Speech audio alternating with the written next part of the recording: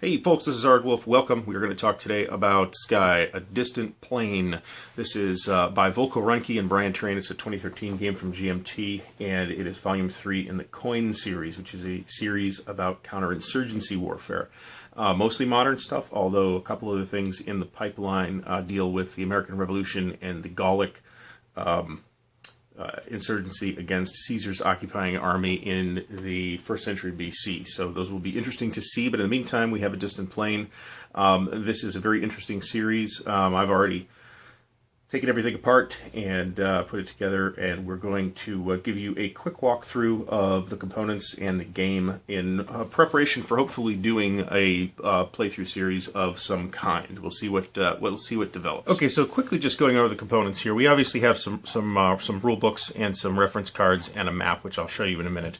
But this is a 4-player game. However, it can be played with 1 to 4 players. And I think the consensus would probably be that it's best with 4 players, but you can play it with fewer than that using, obviously, the traditional wargaming way of playing games with solitaire, which is to just run all the different factions yourself. But there are also flowcharts in here that will script actions for the non-player factions, so we'll get into that shortly as well. So we have 4 different sets of wooden pieces. These are the coalition, for example, which represents mostly the U.S., but also the U.S.'s coalition partners, which have set up at the point the game begins a friendly government in Afghanistan, and that government, the game takes over from there. That government needs to meet its own goals, which are not 100% in line with the goals of the coalition. And in fact, that's kind of the key point to the game. It is an extremely asymmetrical game where each of the 4 factions has their own goals and methods of operation. And those goals will sometimes bring them into conflict with other factions and sometimes cause them to cooperate with other factions. Negotiation is encouraged. Obviously, you won't have that if you're playing a solitaire. But it's a game that you can do backstabbing deals in. The game also comes with these pawns. These are more of a mnemonic aid for players to mark where their operations are going to take place. It is a card-assisted game, which we'll get into in a second. I am not sure that card-driven is quite the right term for it. And there's some markers as well. So let me break out the board, and we'll show you how this is supposed to work. Okay, so I've just laid out a couple of things here. We haven't set this whole game up by any means, in an effort to show you how the flow of play works. Unlike most card-driven games, you do have a deck of cards in the coin games. You don't actually deal a hand of cards to players.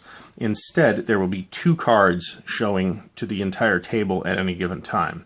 One card will be the card that is currently occurring, the card that actions are occurring on at that time. And the other card will be the next card in the deck. So when a local understanding here is played, the players will also see that NGOs is the next card up, and that can affect their planning. Now, across the top of each card are 4 symbols, and as you can see, the order differs from card to card. So what this means in this case is that the order of activations in this round affecting the local understanding card occurs in this order. So first we have the warlords, then the Taliban, then the coalition, and then the government. So assuming all 4 factions are eligible at that time, which may only happen at the very beginning of the game. So this is the first card that we see. The warlords get to act first. All factions are eligible. The warlords get to act, and they can choose from one of these 3 options. They can perform an operation.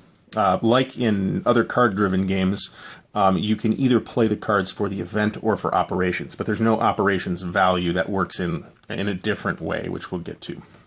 So the warlords here in this case, that is, by the way, it took me a bit to figure it out, that is an opium poppy displayed and embossed on the marker. They can choose to conduct an operation, they can choose to conduct an operation plus a special activity, and they can choose to let the event fire. Now, many cards will have 2 different events, an unshaded version and a shaded version. And in that circumstance, if the faction that is acting plays the card as an event, they can choose either one, but not the other, to take effect. So, in this case, Taliban gets a free attack in a coin space. Warlords and Taliban each had +3 resources per warlord based under Taliban control. So let's say we're going to play this for the event. Okay, so we'll put the warlord marker here. And in that case, the second eligible faction, which in this case would be the Taliban, we see that they're in this box, so they are eligible, can only opt to either pass or perform that action. So that is an operation, and they may add a special activity. So they can do up to 2 things, and the operation can take place in more than one location at a time. So once we've resolved all that, then what will happen is the 2 acting factions will go to ineligible, and the 2 remaining factions will remain eligible. And then we play the second card. And then we see here, actually, that the government is the first to act, the coalition is next, and the other 2 factions are ineligible, so it doesn't matter. We revealed the next card up, which is amnesty. The government first can choose to, say, perform an operation plus a special activity. And then the second faction can choose, and of course the government can choose to pass too, in which case they get pushed down here, and you get something for passing. The 2 insurgent factions, which are the Taliban and the warlords, will get +1 resource. And if a coin faction, those are the other 2 factions, the coalition and the government, pass, then the government gets +3 resources. We'll get to why that's significant in a bit. So if the government says they're going to conduct an operation and a special activity, then the second faction can only conduct a limited operation or play the event. So if the first faction, now in this case the government and the coalition as the 2 coin factions are sort of nominally allies, but not really, because their goals aren't the same. The coalition wants to settle things down in Afghanistan and get out, and the government wants to establish its control over the country, versus the other 2 factions, the insurgent factions. The Taliban wants to destroy the hold that the central government and, by extension, the coalition has over the country, and the warlords want to give local autonomy to each location on the map and make money, because part of what is included in the warlords faction is the drug traffickers and those people growing opium. So in this case, if the government conducts an operation and a special activity, then the only options that the coalition as the second active faction is to play a limited operation, or they can play the event on the card. And this means that you can actually, the first faction, whoever acts first, can block the event. If they say, ooh, I don't want that, they can either play the event themselves, or they can play an operation only, and then the second faction only can do a limited operation. They can't play for the event. So the government chooses here, they conduct their operation plus their special activity, and then the coalition decides, well, I'm going to pass.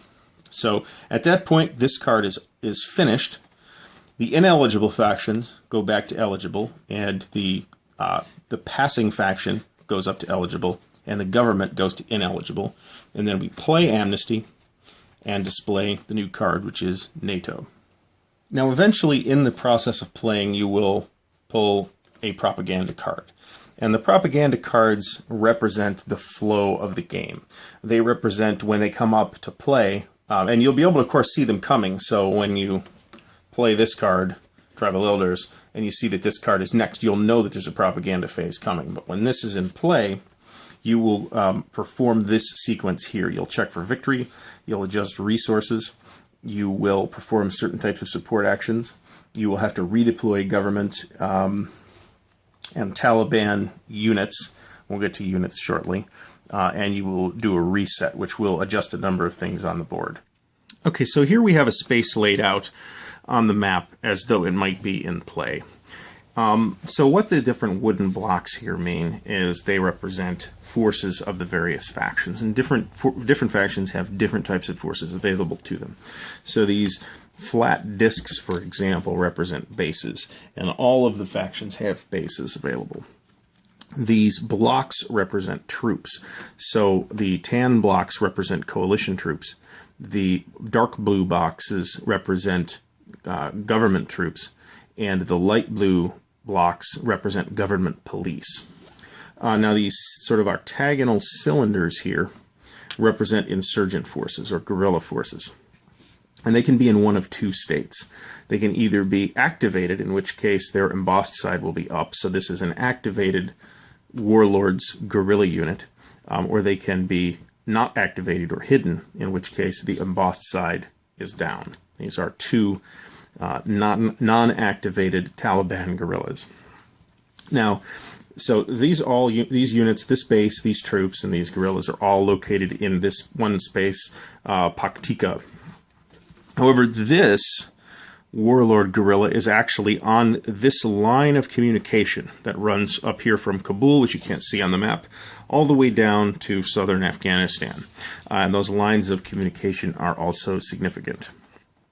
So what can happen here is that we have a space which is controlled by the coin, I don't want to say faction, but they're controlled by coin, because coin has 6 total units here, 7 if you include the base, whereas the insurgent factions only have 3 units, because the coin have an absolute majority together, we count these together, of units, then they control this province. Now, if there were only, say, three coalition units here, the base and these 2, no one has an absolute majority. So this becomes uncontrolled and goes to neutral. Whereas if there was only well, that's a bad example actually. If there was only this one unit, the insurgent factions do not combine. So still no one controls this space. But if it was 2 to 1, the Taliban have an absolute majority in this space, then the space goes to opposition. And one of the goals of the Taliban is to move as many spaces as possible to opposition.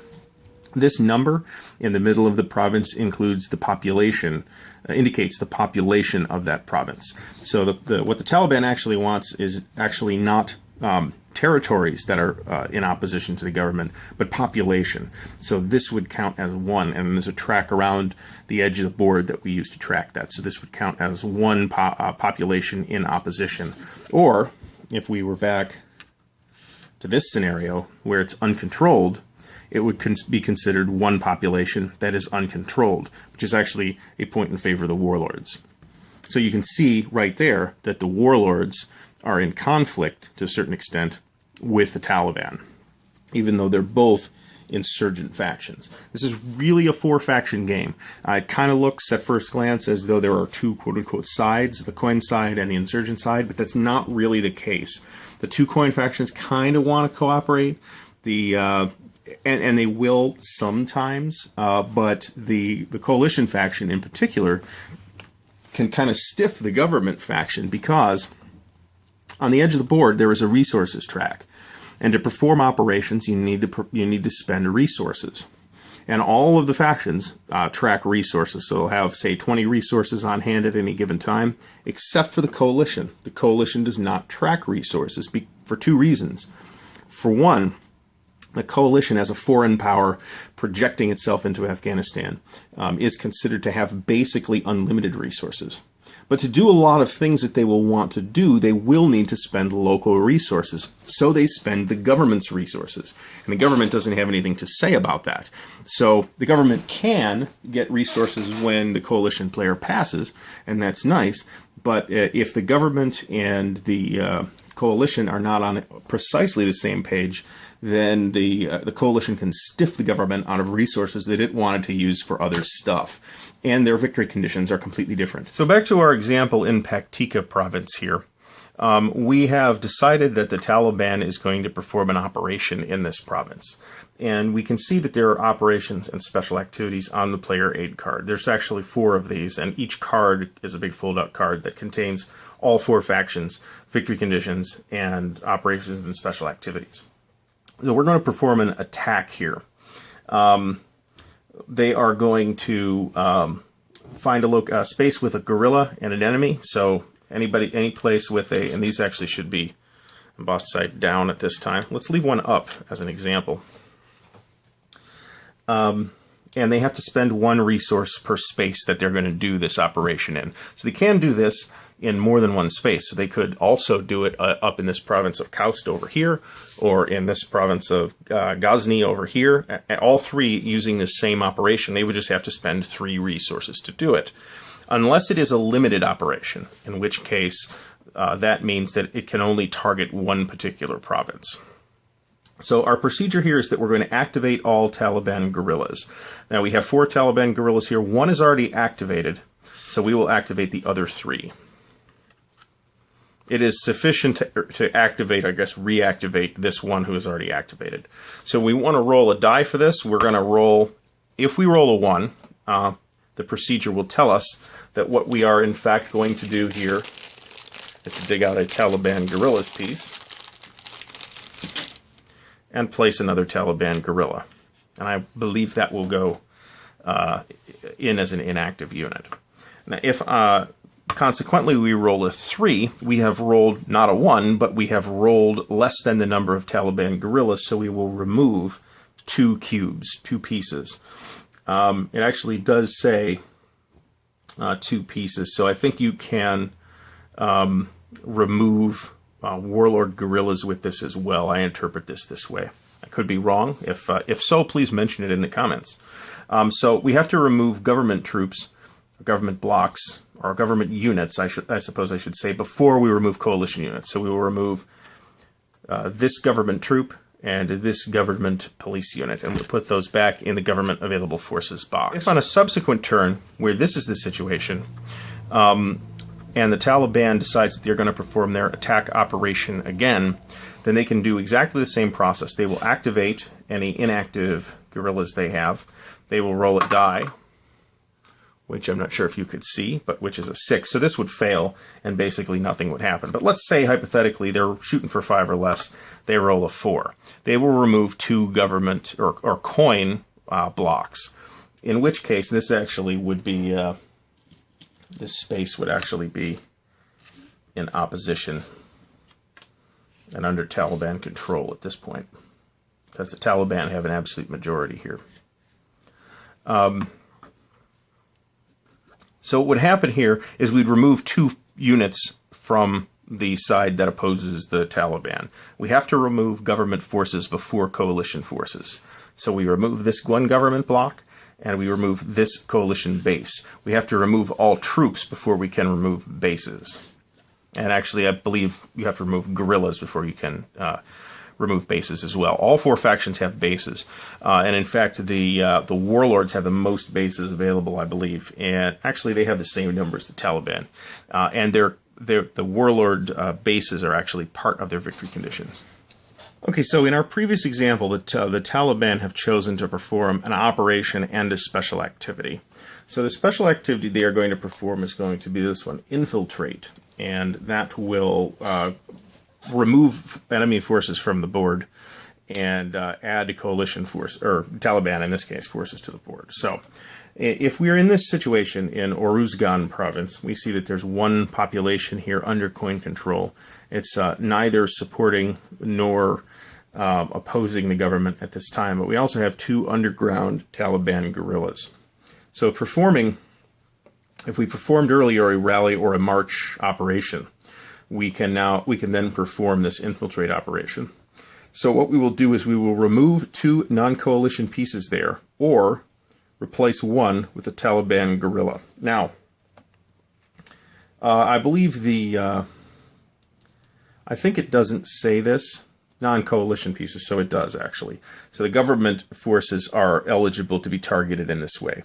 We will remove 1 and then add a Taliban piece. Now in this case, notice what has happened. There is now an absolute majority of Taliban units in this province, so this would flip to Taliban control.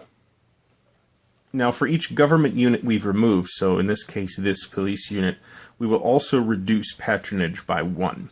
And patronage is an arbitrary number that is used to track the government's support of its local allies. So basically it's friend money that's handed out by the government to ensure local support. and it is one of the government's victory conditions. So the government wants to keep the patronage number high, and they're the only group that cares about this. But performing this infiltrate action will reduce the government's patronage. So this is another respect in which the Taliban is in opposition directly to the government, in addition to obviously being in conflict with the coalition. In addition to what I've shown you so far, the board also includes one of these available forces displays for each faction. And the coalition's is a little bit different than everybody else's.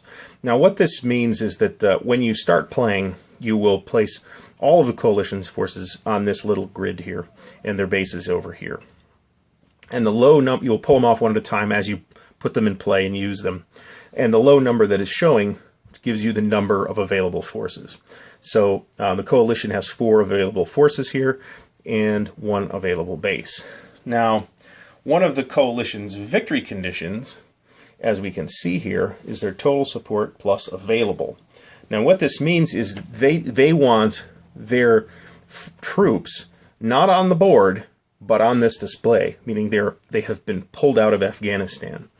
And I believe bases count for that.